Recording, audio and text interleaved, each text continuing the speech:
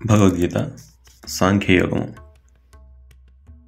పరమాత్మ అర్జునుడితో, క్షత్రియుడమైన నీవు యుద్ధం చేయటం అనే నీ స్వధర్మాన్ని ఆచరించకపోతే నీకు అపకీర్తి కలుగుతుందయ్యా. నీ అపకీర్తిని గురించి ప్రజలు నానా రకాలుగా చెప్పుకుంటారు. అది నీలాంటి గొప్పవాడికి చాలా అవమానకరం.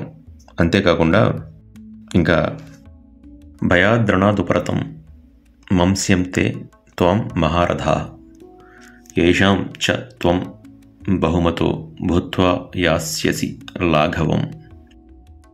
త్వం నీవు ఏషాం ఎవరి దృష్టిలో బహుమతో భూత్వా అంటే మిక్కిలి మాన్యుడవు అయి ఉన్నావో, మహారథ ఆ మహారథులు త్వం నిన్ను భయాద్రణాదుపరతం మంస్యతే అంటే భయాత్ భయం వలన, రణాత్ యుద్ధం నుంచి, ఉపరతం అంటే పారిపోయిన వాడిగా, మంస్యంతే అంటే తలంచెదరు.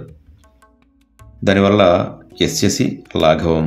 లాఘవం అంటే లఘు అంటే చిన్న తక్కువ కదా. యస్యసి అంటే అవుతావు, అయ్యతావు. యస్యసి లాఘవం అంటే చులకన అయిపోతావు, తక్కువైపోతావు. ఈ మహారథుల దృష్టిలో నీవు మిక్కిలి మాన్యుడవు, యుద్ధ విముఖుడవైనచో వీరి దృష్టిలో నీవు ఎంతో చులకనైపోతావు.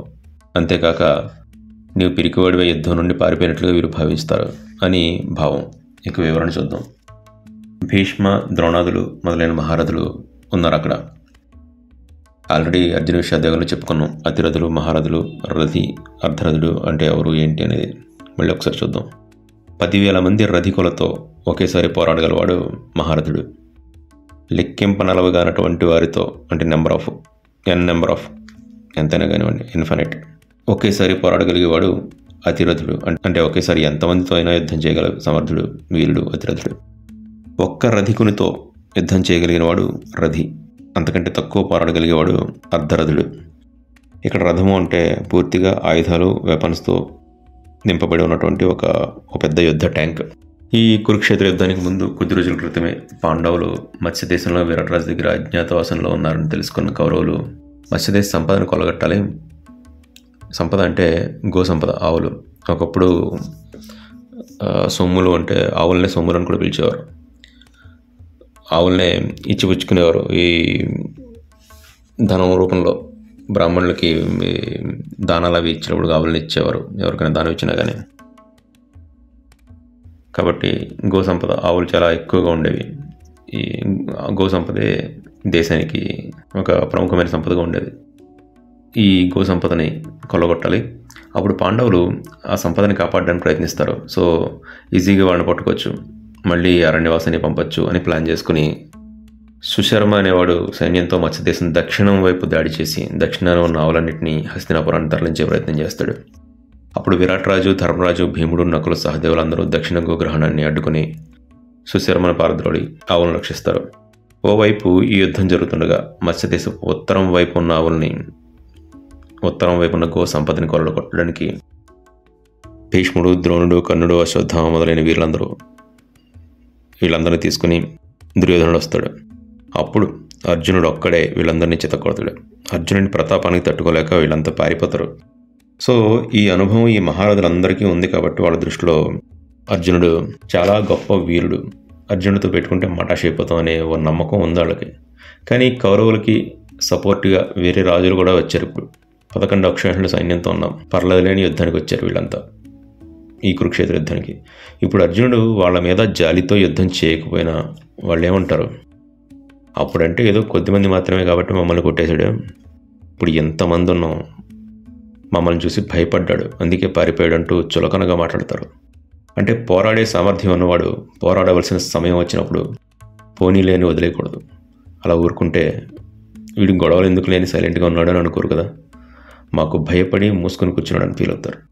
వాళ్ళు ఇంకొకరి పట్ల ఇంకో తప్పు చేయడానికి ఆస్కారం అవుతుంది. అవాచ్యవాదాంశ్చ బహూన్ వదిష్యంతి తవాహితాః నిందం తస్తవ సామర్థ్యం తతో దుఃఖతరం నుక్కిం. తవ అహితాః అంటే నీ యొక్క అహితులు అంటే నీ హితులు కానివారు శత్రువులు. నిందంతః తవ సామర్థ్యం నీ సామర్థ్యాన్ని నిందించుచు, బహూన్ అనేకమైన అవాచ్యవాదాన్ చ వదిష్యంతి, అనరాని మాటలను కూడా అంటారు.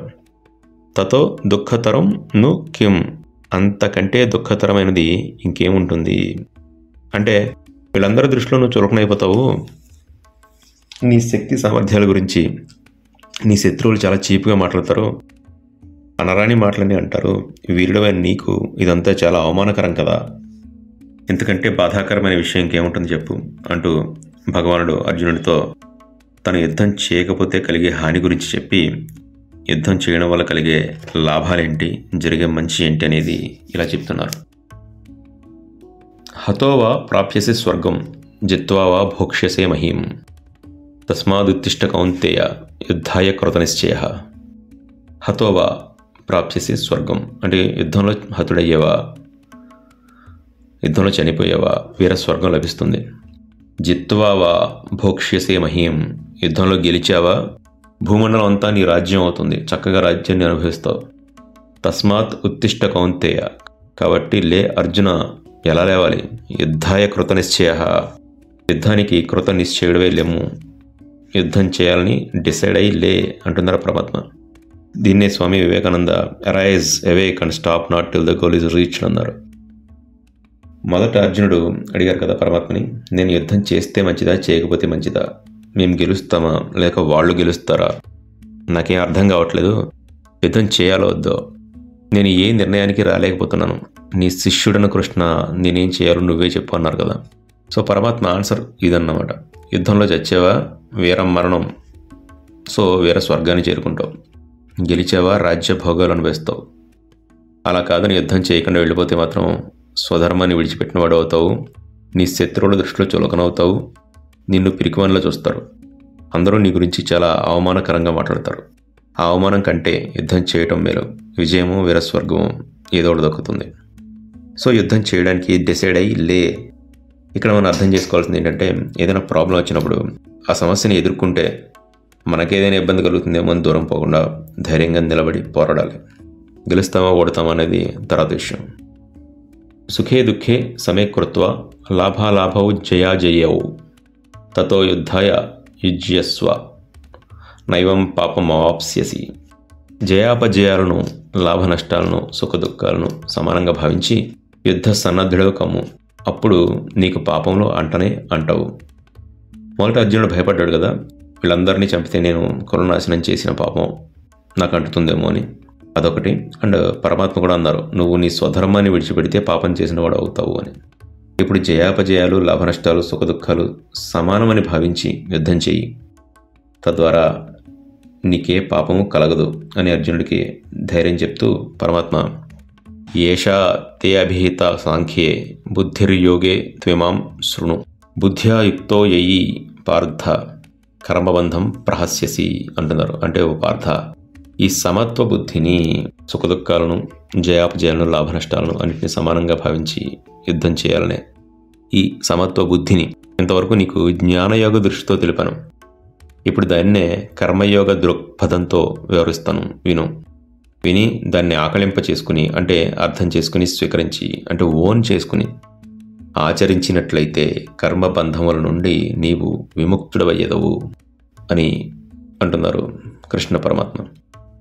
సాంఖ్యయోగం మొదట్లో మనం చెప్పుకున్నాం, కొంత జ్ఞానయోగానికి కొంత కర్మయోగానికి సంబంధించిన శ్లోకాలు ఈ సాంఖ్యయోగంలో ఉంటాయి.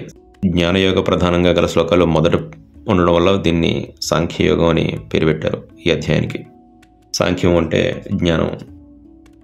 ఇక తర్వాత ఎపిసోడ్లో సాంఖ్యయోగంలో కర్మయోగానికి చెందిన శ్లోకాల వివరణ చూద్దాం. అందరం కలిసి గీతాయజ్ఞం చేద్దాం.